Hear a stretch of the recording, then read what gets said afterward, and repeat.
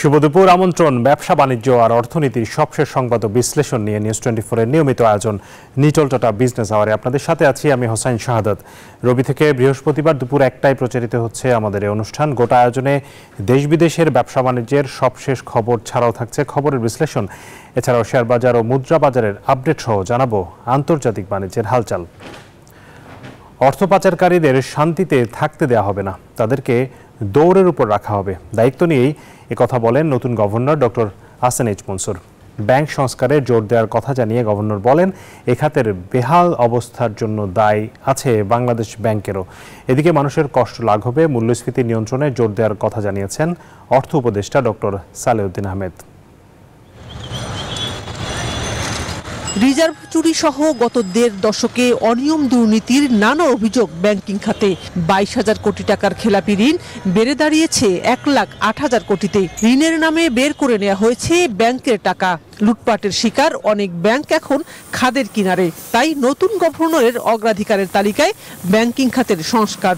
জানান, এই বেহাল অবস্থার জন্য দায় আছে বাংলাদেশ ব্যাংকেরও। মূল্যস্ফীতি নিয়ন্ত্রণের পাশাপাশি রিজার্ভ বৃদ্ধিতে মনোযোগ দেবেন গভর্নর। বলেন, এজন্য সমন্বিত উদ্যোগ নিতে হবে। আন্তর্জাতিক আইনের সহায়তা নিয়ে অর্থ পাচারকারীদের দৌড়ের উপর রাখা হবে। খুব একটা আশাবাদী হব যে ডিমনিটাইজেশন ঘোষণা করে দিলাম, ওই কালোটা ওই বস্তাগুলো আর ফেরত আসবে না, ওটা কিন্তু বাজারে চলে আসে। আন্তর্জাতিক আইন কিছুটা এখন হলো সহায়ক আছে এবং এটাকে ব্যবহার করতেই হবে। টাকা আসুক না আসুক, কিন্তু তাদেরকেও একটু আমরা কষ্টে রাখবো। এটা আশা করি আমরা করতে পারবো। এদিকে সচিবালয়ে মূল্যস্ফীতি নিয়ন্ত্রণ নিয়ে অনুষ্ঠিত বৈঠক শেষে অর্থ উপদেষ্টা বলেন, বাজার স্থিতিশীল রাখতে সব ধরনের উদ্যোগ নেওয়া হচ্ছে। মূল্যস্ফীতি কমবে, তবে তা রাতারাতি নয়।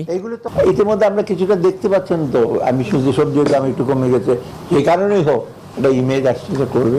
আমাদের আর কোনো এজেন্ডা নাই যে কাকে কি করব, কাকে ধরবো, কাকে ইস্যু করবো, কোনো কিছু না। আমরা একদম আপনাদের জন্য, সবার জন্য আমরা যতটুকু সময় আমাদের কষ্টের লাঘব করা, মূল্যস্ফীতি যাতে এফেক্ট হয়।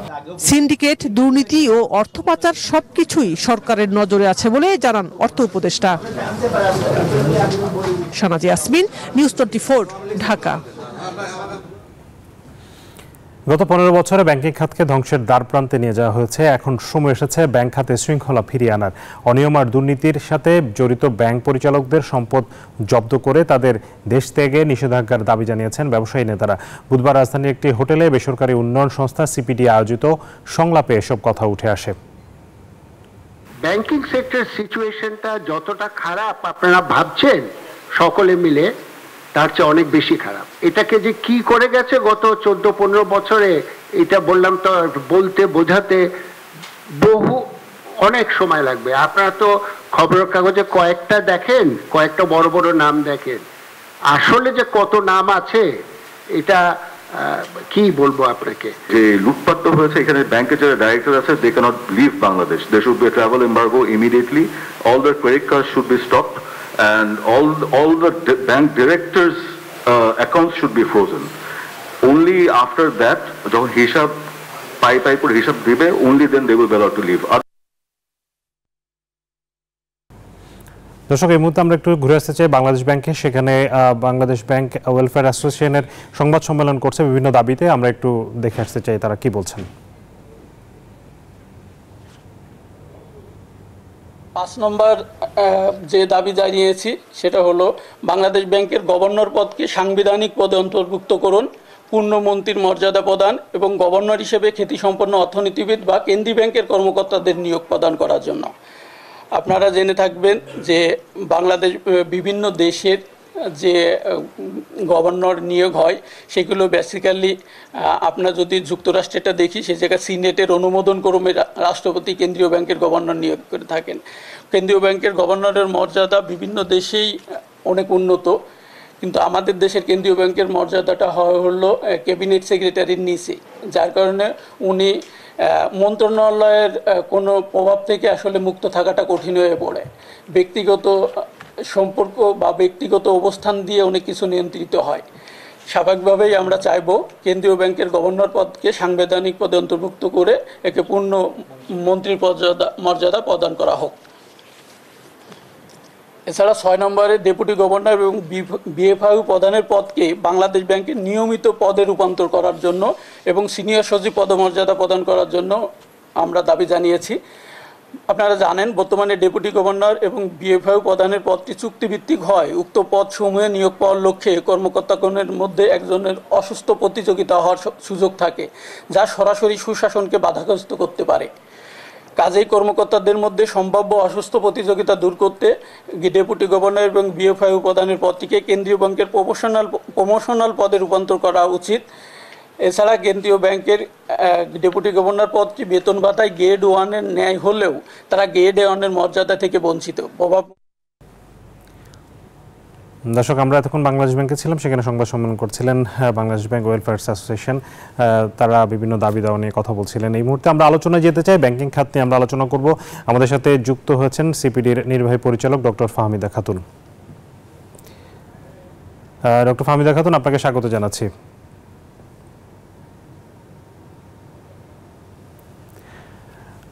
দর্শক, আমরা ডক্টর ফাহমিদা খাতুনকে আমরা হারিয়ে ফেলেছি সংযোগ। আমরা আবারও তাকে সংযুক্ত করার জি, ডক্টর ফাহমিদা খাতুন আমাদের সাথে আবারও যুক্ত হয়েছেন, আপনাকে স্বাগত জানাচ্ছি। ডক্টর ফাহমিদা খাতুন, আপনাকে আমরা শুনতে পাচ্ছি না, আপনার অডিওটা আমরা কোনো কারণে আমরা পাচ্ছি না।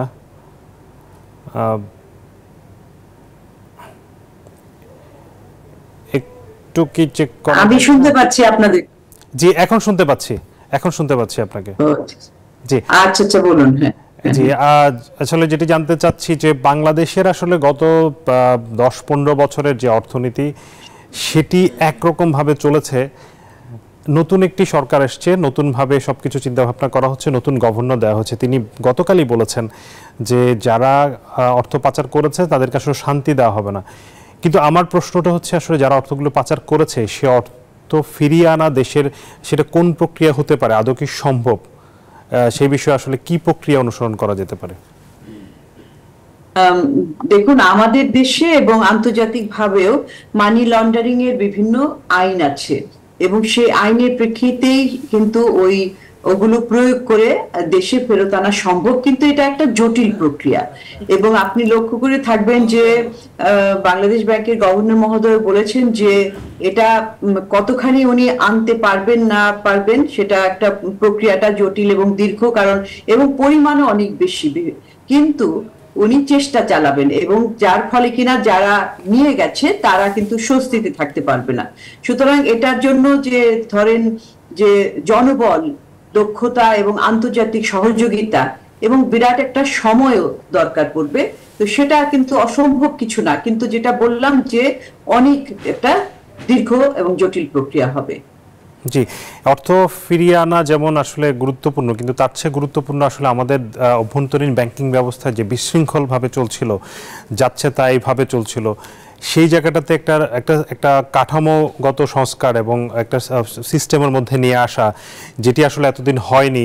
এক ব্যক্তি অনেকগুলো ব্যাংকের মালিক হওয়া, তাদের সেখান থেকে টাকা বের করে নিয়ে যাওয়া। গতকালই আমরা প্রতিবেদন দেখছিলাম যে শুধুমাত্র ইসলামী ব্যাংক থেকে 50,000 কোটি টাকা নিয়ে গেছে তাদের মালিক এসালম গ্রুপ, এরকম। এবং কিছু কিছু বড় বড় ব্যবসায়ীদেরকে ধরা হচ্ছে, আমরা দেখতে পাচ্ছি। তাদের কাছ থেকে এই যে আমাদের খেলাপি ঋণ, সেটি তো দেশের মধ্যে থাকার কথা, সেটিকে ফিরিয়ে আনা কি কতটা সম্ভব? না দেখেন, খেলাপি ঋণগুলো যে নেওয়া হয়েছে সেগুলো তো কোনো আসলে উৎপাদনশীল কাজে ব্যবহার করা খুব কমই হয়েছে।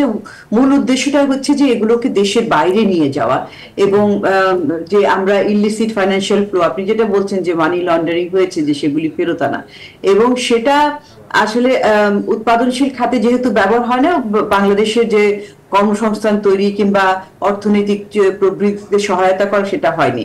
এবং এই ঋণগুলো তো নেওয়া হয়েছে এইভাবে যে এটার জন্য নিয়ম করা, তারা নিজেরাই নিয়ম করেছে যে নিয়ম কিংবা নিয়মটাকে ভঙ্গ করেছে, যে কোনো একটা ব্যাংক থেকে একজন ক্লায়েন্টকে কিংবা একজন একটা ব্যবসা প্রতিষ্ঠানকে কতখানি ঋণ দেওয়া যাবে, ব্যাংকের সুনির্দিষ্ট গাইডলাইন আছে যে সিঙ্গেল বরোয়ার এক্সপোজার এতটা শতাংশের বেশি যাওয়া যাবে না।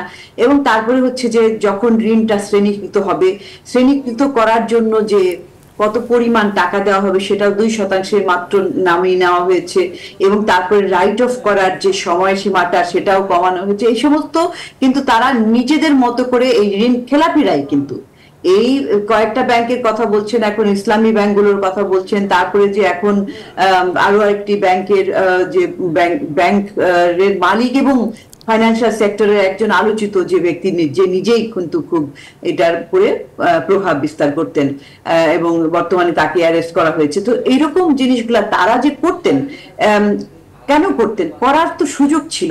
সুযোগটা কি? তারা একটা রাজনৈতিক প্রভাবের মাধ্যমে করতেন, এবং তারা ওই জন্যই এই সমস্ত ব্যক্তিগুলাকে এই ধরনের রেগুলেটরি বডিতে বসাতেন যারা কিনা খুবই লয়াল, যারা করবে, যেটা করবে নির্দেশনা দিবে তারাই কিন্তু সেটা শুনবে।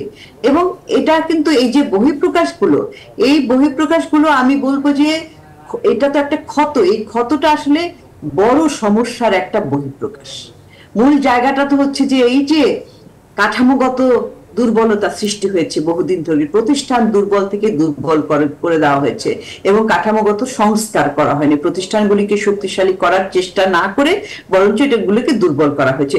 সেটারই কিন্তু এই প্রভাবগুলি, ফলাফলগুলি আমরা দেখছি।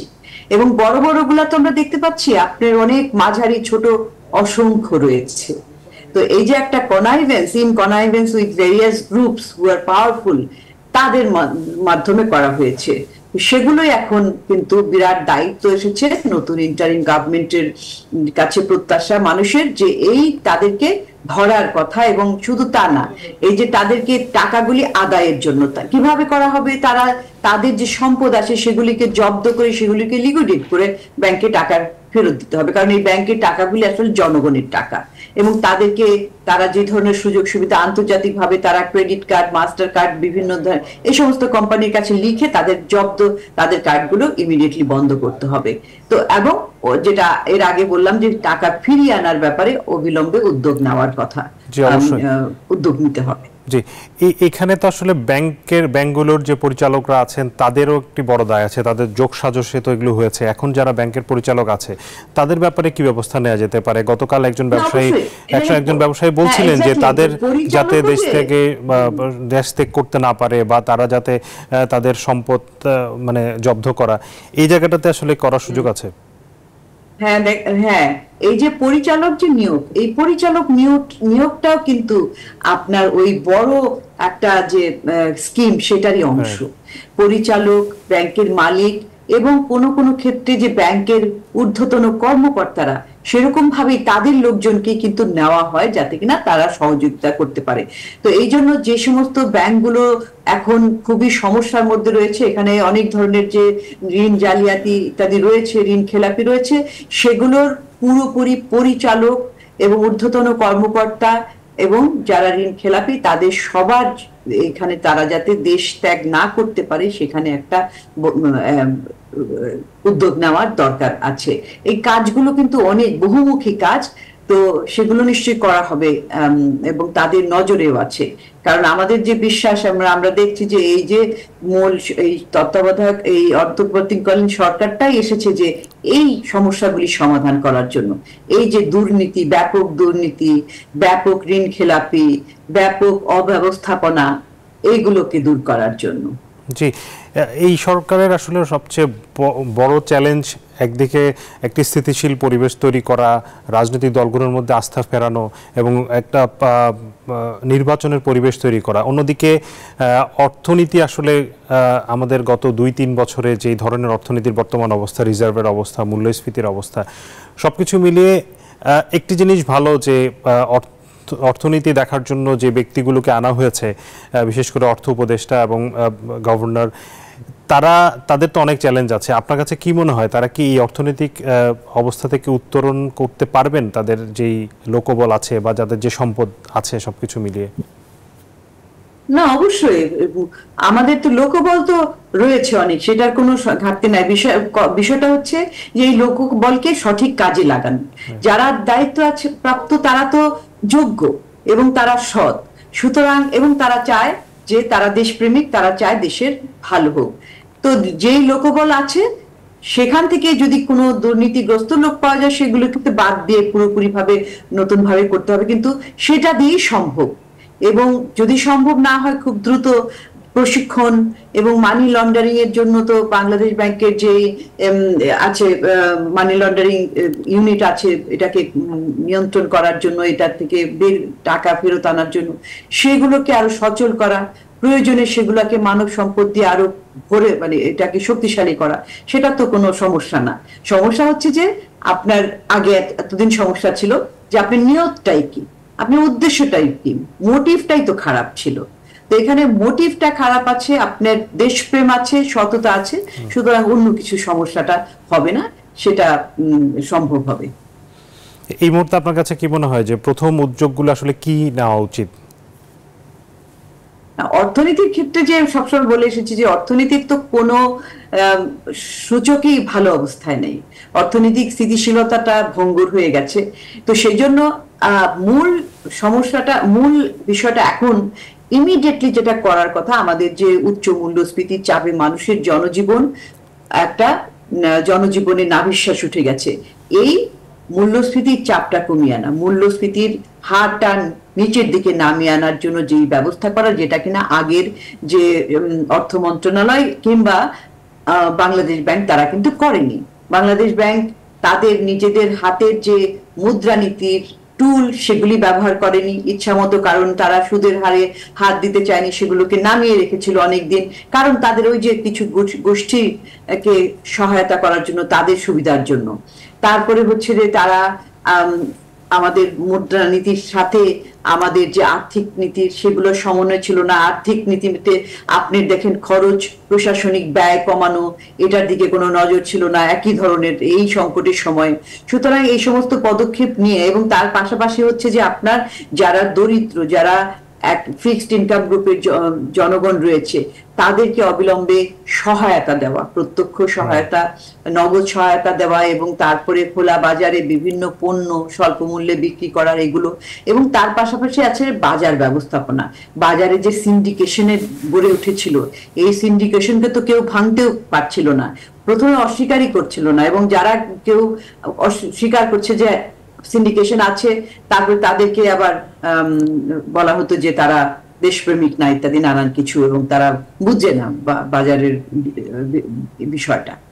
তো এই তিনটা বিষয়, আপনার মুদ্রানীতি, আর্থিক নীতি, বাজার ব্যবস্থাপনা, এইগুলো সমন্বয় করে কিন্তু কাজটা করতে হবে। সেটা করতে গেলেই আপনাকে করতে হলে আপনার এইগুলোর সব যারা যারা দায়িত্বে রয়েছে সব একসাথে কাজ করা, এবং এটার মাধ্যমে আপনার এই মূল্যস্ফীতির চাপটা কমে আসবে। আর দ্বিতীয় বিষয় হচ্ছে যে আমাদের যে বৈদেশিক মুদ্রার রিজার্ভ কমে গেছে, কমতে কমতে তলানির দিকে, এখন আমাদের কাজ হবে যে এই বৈদেশিক মুদ্রার রিজার্ভটা বাড়ানো, আপনার রপ্তানি আয় বাড়ানো যায়, রেমিটেন্স কিভাবে আনানো যায়, বৈদেশিক বিনিয়োগ কিভাবে আনানো যায়, এইগুলি করে মাধ্যমে আমাদের রিজার্ভটাকে আগের অবস্থায় নিয়ে যেতে হবে। কারণ কি আমাদের তো আমরা এই রিজার্ভটার দিকে খেয়াল করে যেহেতু কমে যাচ্ছিল, সেটার দিকে খেয়াল রেখে আমাদের আমদানিটাকে সংকোচন করা হচ্ছিল। আমদানি সংকোচন করতে যে সেখানে মূলধনী যন্ত্রপাতি, সেখানে মধ্যবর্তী পণ্য, ইন্টারমিডিয়েট গুডস কিংবা র মেটেরিয়াল, এগুলি আমদানি কম হচ্ছিল, এবং তার ফলে কিন্তু আপনার বিনিয়োগের ক্ষেত্রে ব্যক্তি খাতের সমস্যা হচ্ছিল, তারা তো নতুন বিনিয়োগ করতে পারছিল না। এটা একটা $8 বিলিয়ন থেকে মাসে 5 বিলিয়নের মতো আমদানি ব্যয় নেমে এসেছিল, অর্থাৎ কিনা একটা সংকোচন, যাতে এই সংকোচনটা থেকে আস্তে আস্তে আমাদের বের হয়ে এসে আগের অবস্থায় ফেরত যেতে হবে। সেটা করতে হলে বৈদেশিক মুদ্রা রিজার্ভ বাড়াতেই হবে, এটি একটি। এছাড়া অন্যান্য যে সমস্যা, আমাদের জাতীয় রাজস্ব বোর্ড থেকে আমাদের যে অভ্যন্তরীণ সম্পদ সঞ্চালন বাড়ানো, ট্যাক্স জিডিপি বাড়ানো, হার বাড়ানো, তারপরে হচ্ছে যে আমাদের যে এই ট্যাক্স জিডিপি বাড়াতে গেলেও কিন্তু আমাদের এই যে প্রাতিষ্ঠানিক সংস্কার প্রয়োজন হবে। আর ব্যাংকিং খাতের নিয়ে তো আমরা আলোচনা করছি। এবং আরেকটা হচ্ছে যে এই যে সরকারের যে প্রকল্প ব্যয়, এই প্রকল্পগুলি হচ্ছে, কিন্তু প্রকল্প ব্যয় যেভাবে বেড়ে যাচ্ছিল, এবং এখানে যে প্রচুর দুর্নীতি, প্রচুর অপচয়, সেগুলি বন্ধ করতে হবে। প্রকল্পগুলিকে এখন প্রাধিকার ভিত্তিতে যাচাই বাছাই করে সেগুলোকে প্রাধিকার হিসাবে লিস্ট করতে হবে, কোনগুলো আগে যাবে এবং কোনগুলো, এবং এই প্রকল্প যে বাস্তবায়নের ক্ষেত্রে কিন্তু প্রচুর দেরি হয়, এবং আমরা পুরো বছরে পুরোপুরি বাস্তবায়ন করতে পারিনি, 80% মতো করে থাকি। সেটাও বা কেন হচ্ছে? তো এই প্রকল্প পাবলিক যে এক্সপেন্ডিচার, এই পাবলিক এক্সপেন্ডিচারটারও কিন্তু জবাবদিহিতার মধ্যে আনতে হবে। তো অনেক কাজ রয়েছে, এগুলোর মধ্যে এখনই হাত দিতে হবে, কিছু কিছু এখন সমাধান করতে হবে, কিছু কিছু এখন হাত দিয়ে সামনের দিকে কয়েক মাস হতে সময় লাগবে, এগিয়ে যেতে হবে। আসলে আমাদের আরো অনেকগুলো বিষয় আপনার সাথে জানার ছিল বা প্রশ্ন করার ছিল, কিন্তু সময় আসলে একেবারে শেষ, এই কারণে শেষ করতে হচ্ছে। আপনাকে অসংখ্য ধন্যবাদ ডক্টর ফাহমিদা খাতুন আমাদের সাথে সময় দেওয়ার জন্য। ধন্যবাদ। দর্শক, আমরা কথা বলছিলাম দেশের আর্থিক খাতের নানান পরিস্থিতি এবং সামনের দিনে আসলে কি করা যেতে পারে, নতুন সরকার আসলে কোন কোন বিষয়গুলোকে গুরুত্ব দিয়ে পদক্ষেপগুলো নেবেন সেই বিষয়ে কথা বলছিলেন ডক্টর ফাহমিদা খাতুন, নির্বাহী পরিচালক সিপিডি। এই মুহূর্তে সময় হলো একটি বিরতির, ফিরবো একটু পর, সাথেই থাকুন।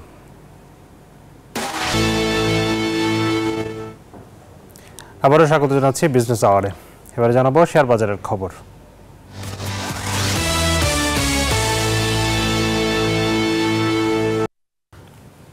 গত দুদিনের মতো আজও ঢাকা স্টক এক্সচেঞ্জে শেয়ারের পতন হয়েছে, অর্থাৎ পুঁজিবাজারের সরকার পতনের পর থেকে পুঁজিবাজারের যে চাঙা ভাব আমরা দেখেছি সেটি কিন্তু গত 3 দিন ধরে আমরা আবারও নেতিবাচক ধারায় ফিরতে দেখছি। এই মুহূর্তে সবশেষ পরিস্থিতি জানতে যাচ্ছি ঢাকা স্টক এক্সচেঞ্জের ওয়েবসাইটে, যেটি বলছিলাম 26 পয়েন্ট কিন্তু কমেছে ডিএসএক্স ইন্ডেক্স, অবস্থান করছে 5926 পয়েন্টে। ডিএসসি সরিয়া ইন্ডেক্স কমেছে খুবই সামান্য 1.7 পয়েন্টের মতো কমেছে, এবং ডিএস30 কমেছে 5.7 পয়েন্ট। তবে লেনদেনও কমেছে। গত কয়েকদিনের যে লেনদেন পরিস্থিতি সেই অনুযায়ী আমরা দেখতে পাচ্ছি এখন পর্যন্ত 809 কোটি টাকা লেনদেন হয়েছে, যেটি হয়তো 1000 কোটি টাকার ঘরে থাকতে পারে দিন শেষে। এবং লেনদেনে অংশ নেওয়া কোম্পানিগুলোর মধ্যে দাম কমেছে বেশি, 236টি কোম্পানির দাম কমেছে, বেড়েছে 122টি কোম্পানির শেয়ারের দর এবং অপরিবর্তিত আছে 40টির।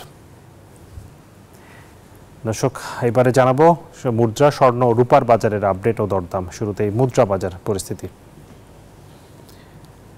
মুদ্রার বিনিময় মূল্য আমরা যেটি জানি যে খোলা বাজারে কিন্তু বেশ দামে 124-25 টাকা দামেও কিন্তু ডলার বিক্রি হচ্ছে। তবে ব্যাংকের যে দর সেই দরটা আমরা আপনাদেরকে জানাচ্ছি। মার্কিন ডলার কেনা হচ্ছে 117 টাকায়, বিক্রি হচ্ছে 118 টাকায়। ইউরো 125 টাকায় কিনে 131 টাকায় বিক্রি করা হচ্ছে। পাউন্ডের কেনা দর 144, বিক্রয় 150। চীনা ইউয়ান 13 টাকায় কিনে 17 টাকায় বিক্রি করা হচ্ছে। সৌদি রিয়ালের কেনা দর 29 টাকা, বিক্রয় 31 টাকা।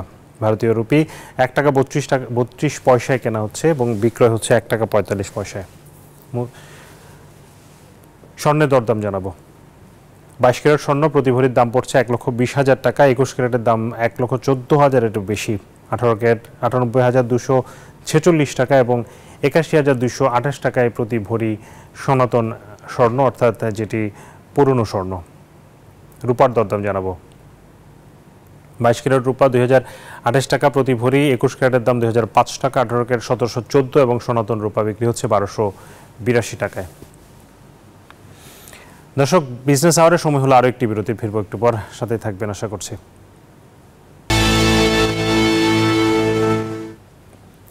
আবারও স্বাগত জানাচ্ছি বিজনেস আওয়ারে। এবারে জনপদে শিল্প ও বাণিজ্যের খবর।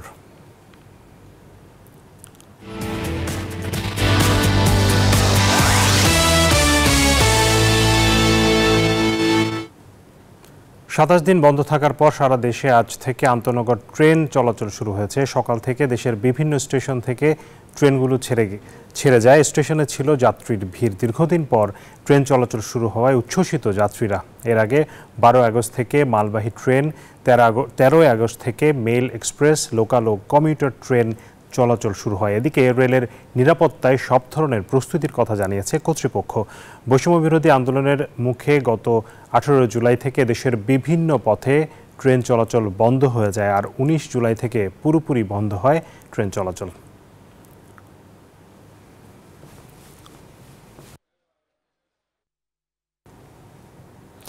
রাজনৈতিক অস্থিরতার মধ্যেও সচল রয়েছে পায়রা সমুদ্র বন্দর। অর্থনীতিকে বিপর্যয়ের হাত থেকে রক্ষায় নৌবাহিনী ও নিরাপত্তা প্রহরীদের পাহারায় চলছে আমদানি রপ্তানি বাণিজ্য। বন্দরের রাজস্ব আয়ও স্বাভাবিক রয়েছে বলে জানিয়েছেন বন্দর চেয়ারম্যান। পটুয়াখালী থেকে শিকদার জুবাইরের রিপোর্ট।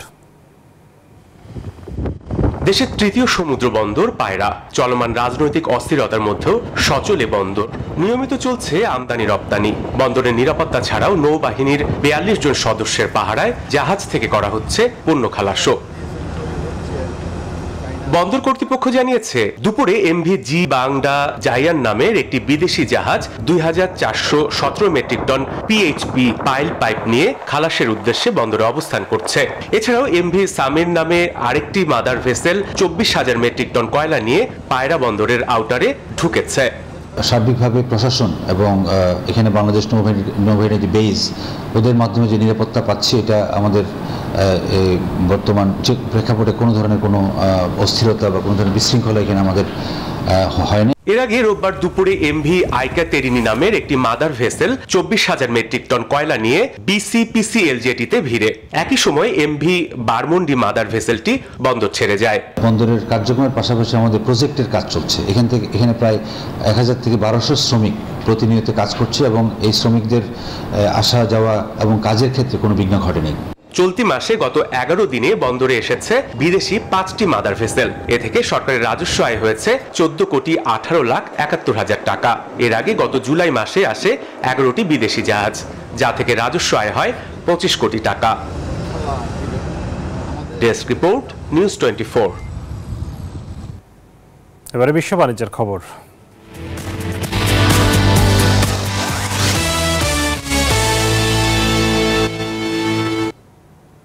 4 বছরের বেশি সময়ের মধ্যে প্রথমবার অফিসিয়াল ক্যাশ রেট ওসিআর বা কেন্দ্রীয় ব্যাংকে আমানতের উপর সুদ হার কমালো নিউজিল্যান্ডের কেন্দ্রীয় ব্যাংক।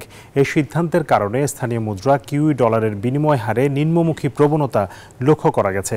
কেন্দ্রীয় ব্যাংকের বরাতে রয়টার্স জানায়, আসন্ন মাসগুলোয় মূল্যস্ফীতির চাপ কমার সাপেক্ষে সুদ হারে আরও কাটছাট আসবে। তাদের প্রতিবেদন অনুযায়ী রিজার্ভ ব্যাংক অফ নিউজিল্যান্ড 2020 সালের মার্চে নির্ধারিত ওসিআর 0.25% কমিয়ে 5.25% নির্ধারণ করেছে। এছাড়া মূল্যস্ফীতি প্রত্যাশিত 1 থেকে 3% লক্ষ্য অর্জন করলে আরও কয়েক দফায় কমতে পারে সুদ হার।